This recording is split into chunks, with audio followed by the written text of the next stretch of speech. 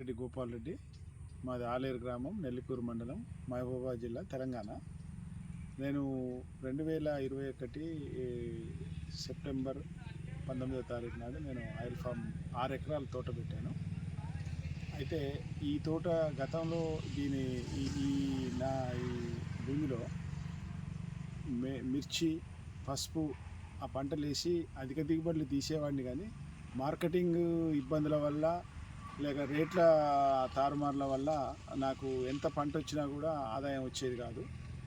దాని విషయంలో నేను స్టడీ చేసి ఆయిల్ ఫామ్ అయితే కొద్దిగా నిలకడగా ఆదాయం ఉంటుందనే దాని మీద నేను ఉద్యాన శాఖ వాళ్ళ సలహాలు సూచనలతోని నేను ఇది ఆయిల్ ఫామ్ పంట వేయటం జరిగింది.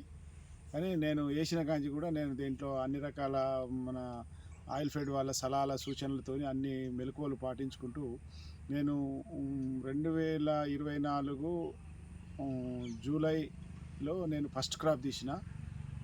అప్పటి నుంచి ఇప్పటి వరకు నాకు 75 టన్నులు దిగుబడి వచ్చింది.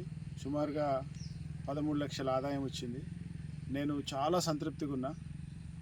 యావరేజ్లో నాకు మొదటి సంవత్సరం ఒక ఎకరాకు వచ్చేసి 11 టన్నులు అట్లా వచ్చింది. నేను ఈ ఆయిల్ ఫామ్ విషయంలో చాలా సంతృప్తిగా ఉన్నా. నేను మిగతా రైతులకు కూడా నేను ఇచ్చే సలహా ఏంటి అంటే, ఖచ్చితంగా ఆయిల్ ఫామ్ పంట వేసుకొని రైతు ఆర్థికంగా స్థిరీకరించబడాలనేది నా యొక్క ఉద్దేశం.